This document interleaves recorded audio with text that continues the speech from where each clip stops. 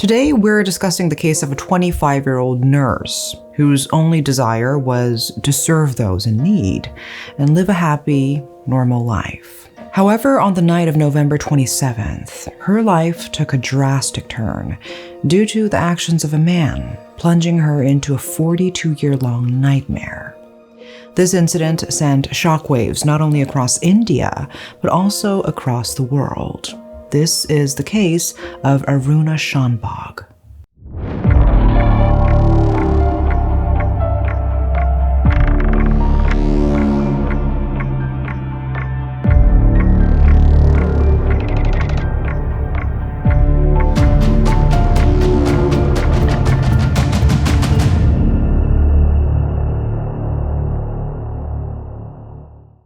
On the morning of November 28, 1973, Dr. Desai received an urgent call to rush to the hospital. As he stepped into a particular room, his world shattered. There, lying on the bed in his own hospital, was the woman he loved. In a later interview, he said, "I couldn't believe my eyes when I saw her. Aruna, who always had a radiant smile, was lying on the bed unable to recognize anyone. Being a doctor, I immediately knew what her condition was." Aruna Shanbaug, a 25-year-old woman, was left in a vegetative state due to an insufficient supply of oxygen to her brain.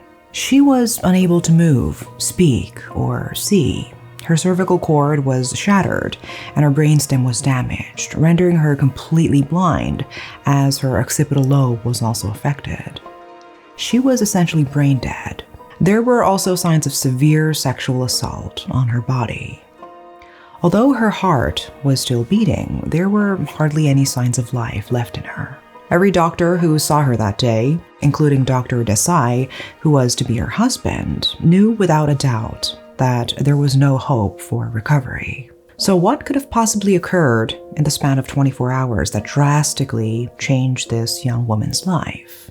Not long after, Suhanlal Bharata Valmiki, a staff at the hospital, was caught as a suspect. During an intense interrogation, he confessed to his crimes.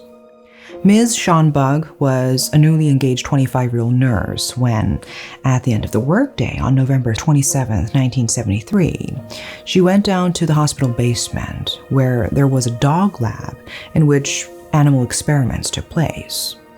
She was changing her clothes to meet her fiancé, but before she could even wear her rose-pink sari, she was brutally violated by her assailant. Now, let's take a closer look into what happened that night.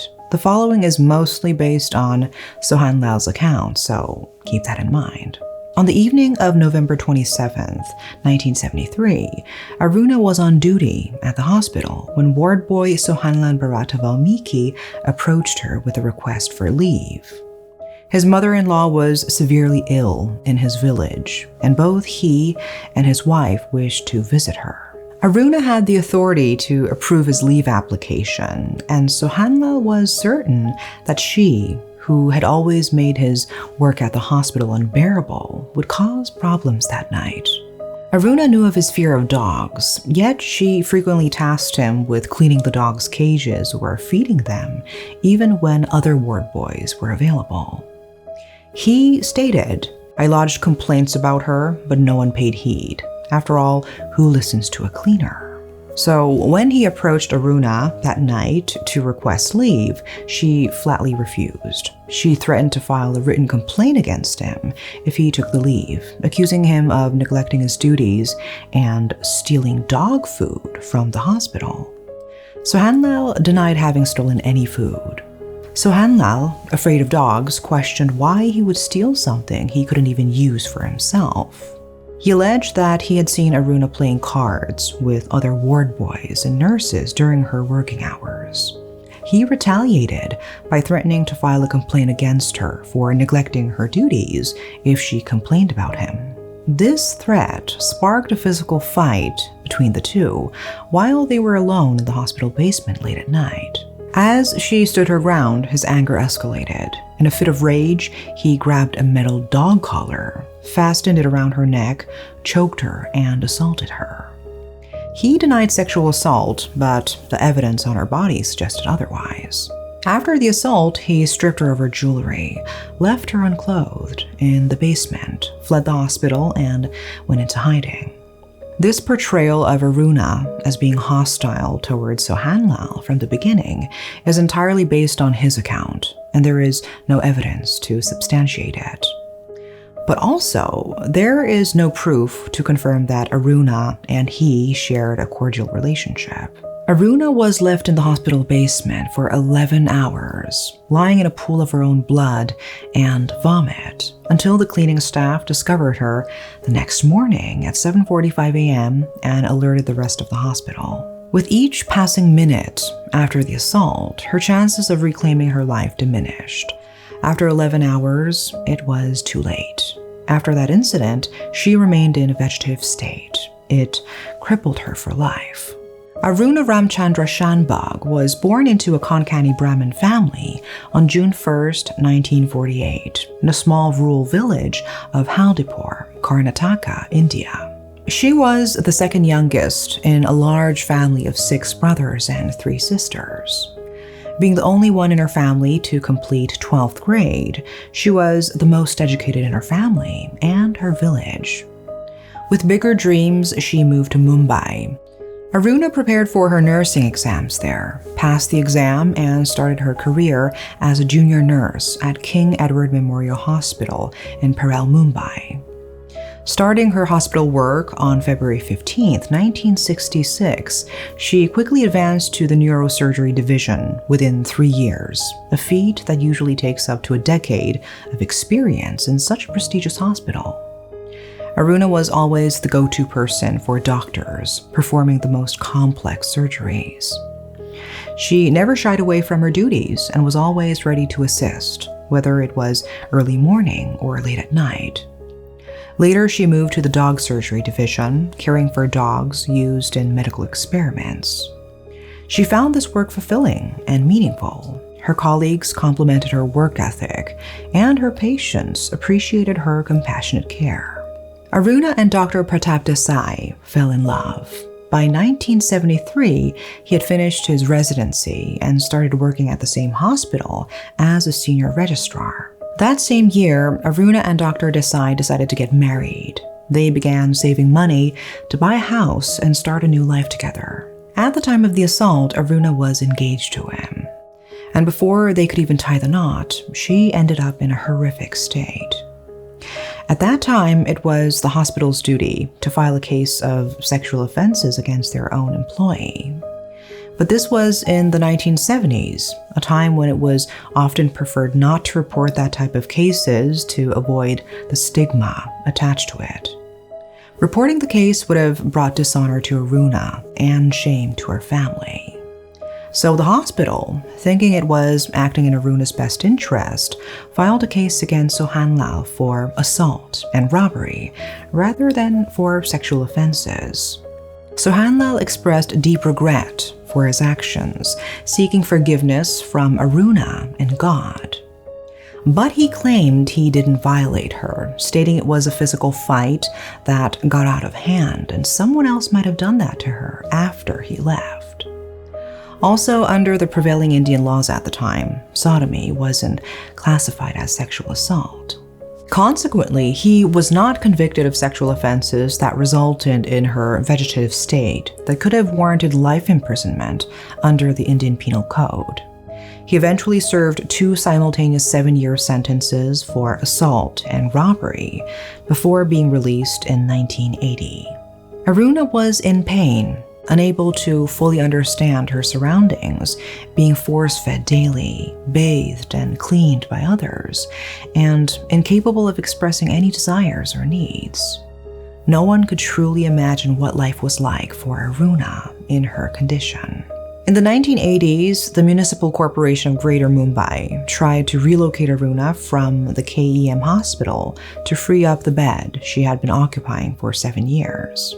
They said that keeping her there was a misuse of hospital resources. However, nurses in Mumbai staged a strike to keep her alive. After decades of caring for her, Aruna's family eventually stopped visiting.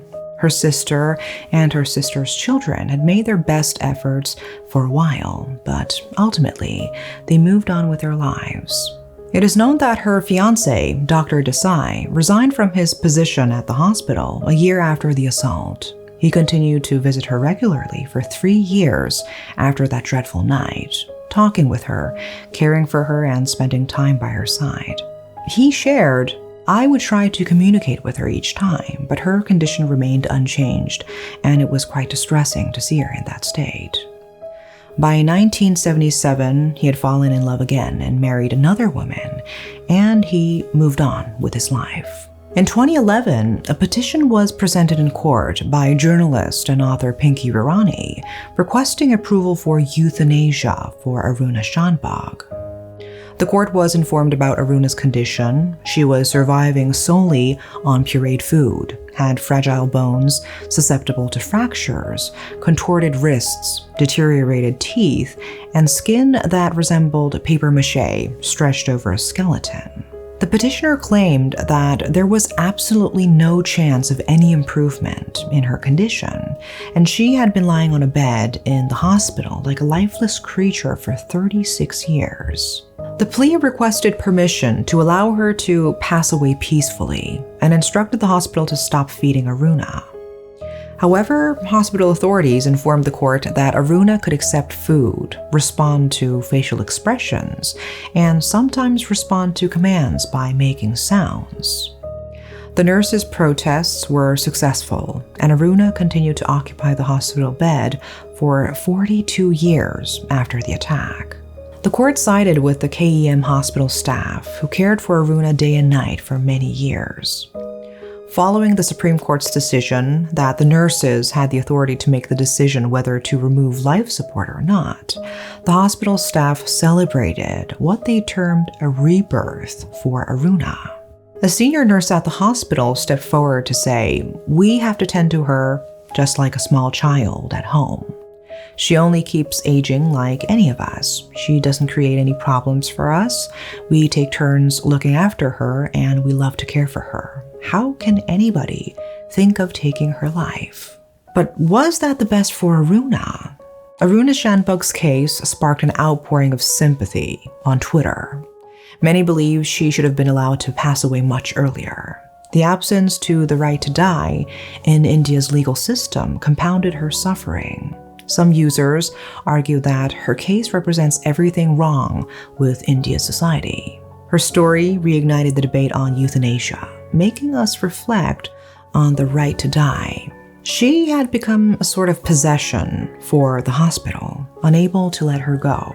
So she stayed at the hospital until she took her last breath. A few days before her death, Aruna Shanbaug was diagnosed with pneumonia. She was immediately moved to the ICU of the King Edward Memorial Hospital and placed on ventilator support. A day later, at 8:30 a.m. on May 18, 2015, she passed away at the age of 67. She had spent 42 years confined to a bed in the very hospital where she had been assaulted. 3 years after her death, in 2018, the Supreme Court of India made a landmark decision, legalizing passive euthanasia. This made India one of the 7 countries in the world at the time, and the only Asian country to legally recognize some form of euthanasia. The law empowers individuals with the right to choose, superseding the authority of the government or any medical or religious institution that views all suffering as fate. So, what happened to the perpetrator? After his release from prison in 1980, Sohanlal disappeared. Journalist Pinky Virani tried to locate him, suspecting he might have changed his name and continued working, but her search was unsuccessful due to lack of photographs. But following Aruna's death in 2015, journalist Diana Shavan found Sohanlal in Parba, western Uttar Pradesh. He was living a humble life with his family, working as a laborer and cleaner at a power station. And even then, he continuously claimed he did not sexually assault her, and there was only a physical altercation.